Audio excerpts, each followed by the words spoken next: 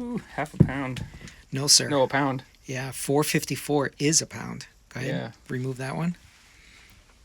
And that's not a lightweight saddle. That's just a regular. Oh my gosh, that's like a quarter. Yeah. So initial impressions on the SQ Lab saddle. Oh, well, it definitely feels like, even though there's no flex compared to the Brooks, it feels like it's definitely cupping the butt a bit better. Yeah, so what we're looking for is that the depression is providing relief in the perineum. That's what we're looking for. Yeah.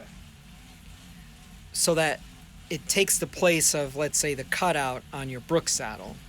Yeah, there's definitely no In pressure it, there. no pressure, right? Yeah. So that's what we're looking for. Just record your pedal mechanics, which are really nice. You're not overextending of either thing. You're not a toe down pedaler. You're not a heel down pedaler. So both of those are really good. In our initial interview, I asked you how often you ride this bike with no hands.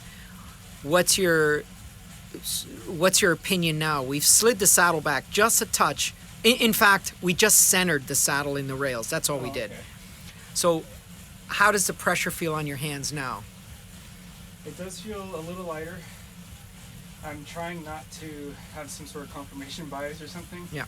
But yeah, with you I have to be careful because you are a thinking man. yeah. So let's put your hands on the tops of the bars. There you go. How does that feel? Yeah, I would definitely feel like this is ever so slightly less pressure up here. Yeah.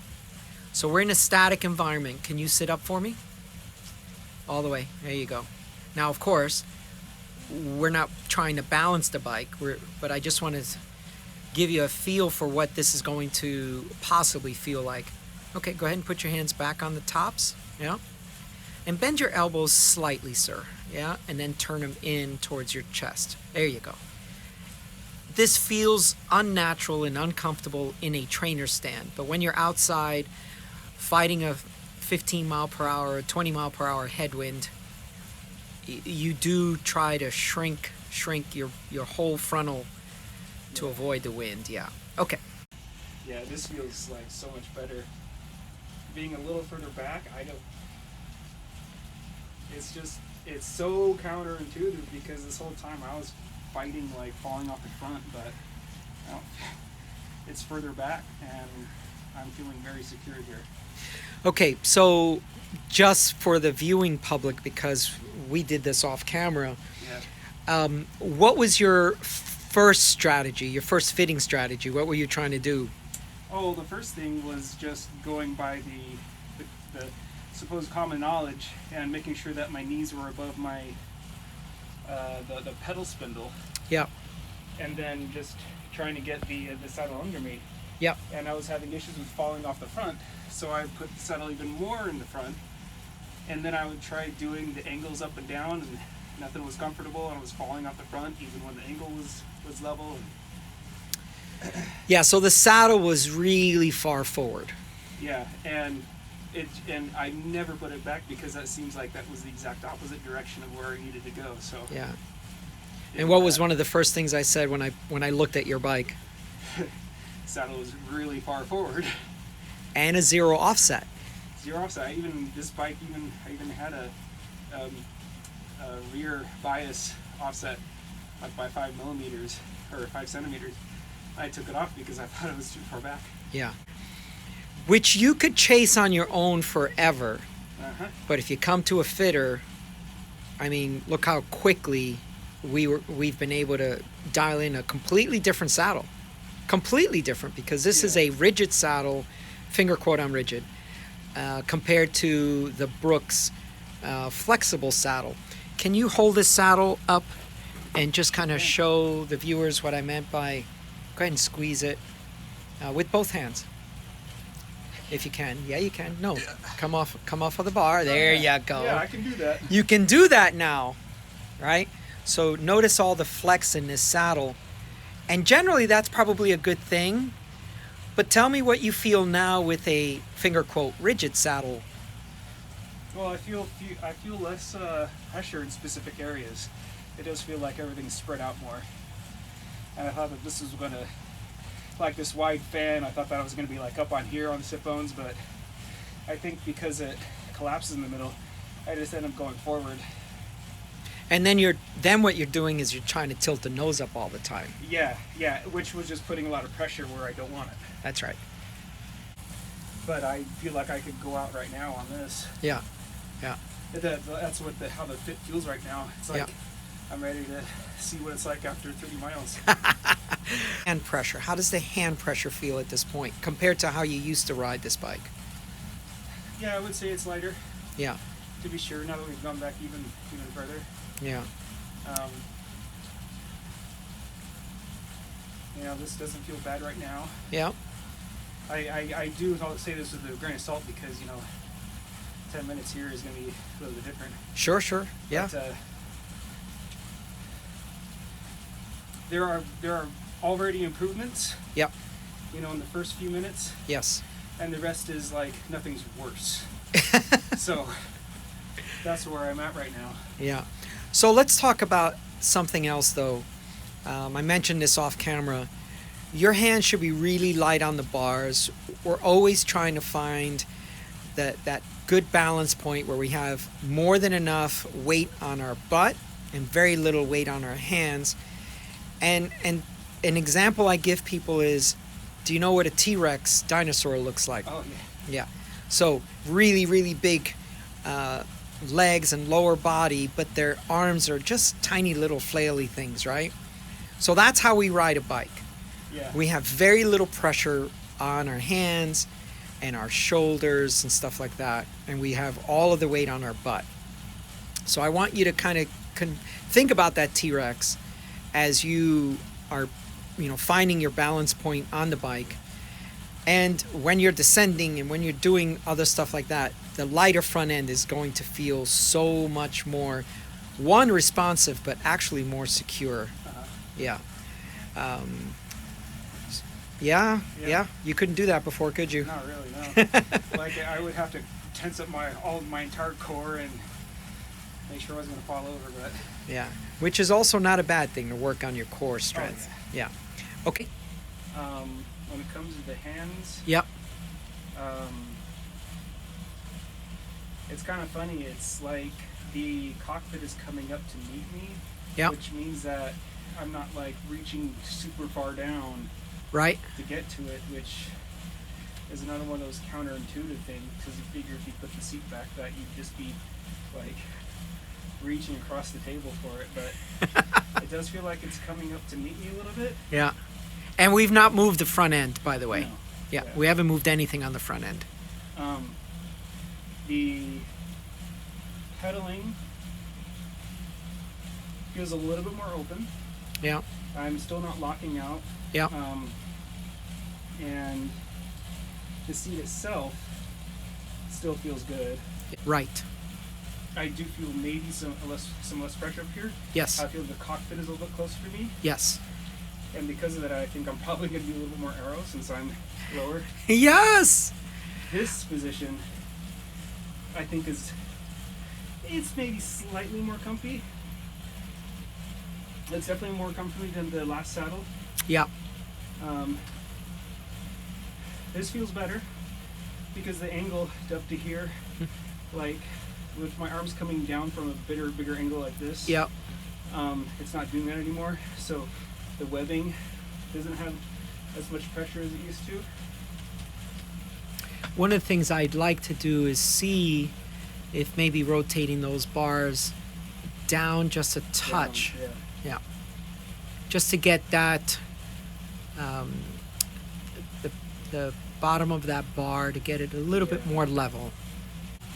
But yeah, I feel like I'm ready to go for at least a 45, 50. Yeah. Further away from the cockpit, Yeah, we raise the saddle even more. and there's definitely less pressure up here. Yeah. I don't feel, again, like I'm further away from the cockpit, even though that's where the seat's been going. Yeah. Now I'm feeling less pressure. I'm feeling just about as comfortable. Well, of course, more comfortable with the saddle. Yeah.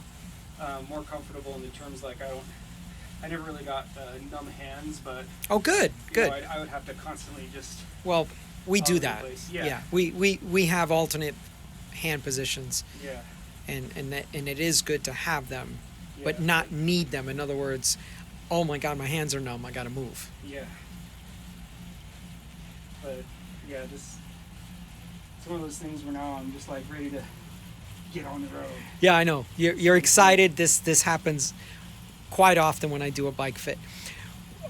Let's get your cadence up and let's kind of scoot forward on the saddle a little bit because we're trying to close that gap. We're getting dropped, and how does that feel?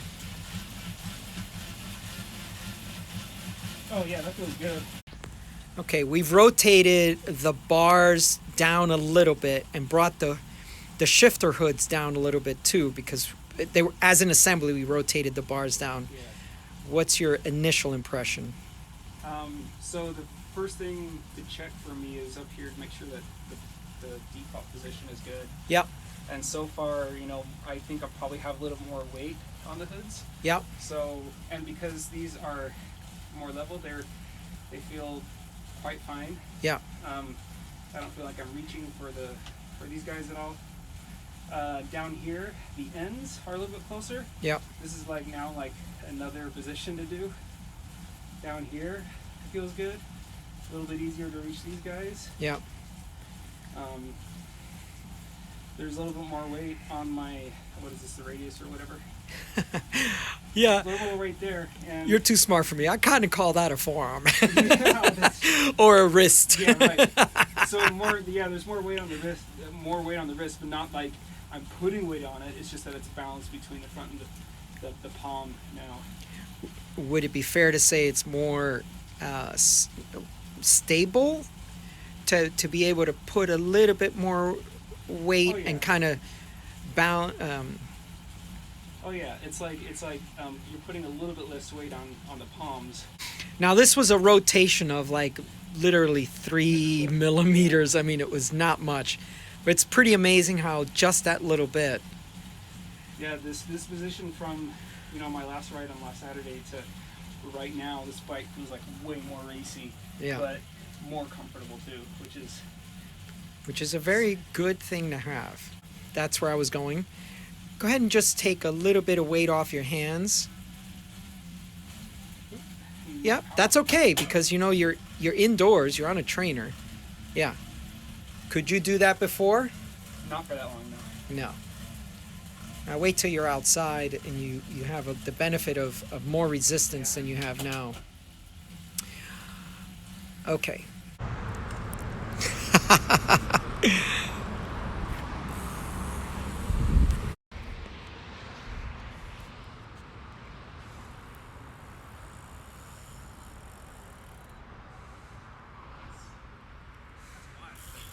Talk to me. What do you mean wild? So, acceleration is like another 5 points better. Mm-hmm. Whatever point system. Yeah. Doing a little U right there, I have to slow way down to feel, stable. But doing it on the UE, I was going way faster than I used to. So, coming down a hill or whatever, doing any of the fast turns are going to be easier. But yeah, just I suddenly have a bunch of acceleration. And going up what I would probably feel and probably have to go down a gear now feels more like a false flat.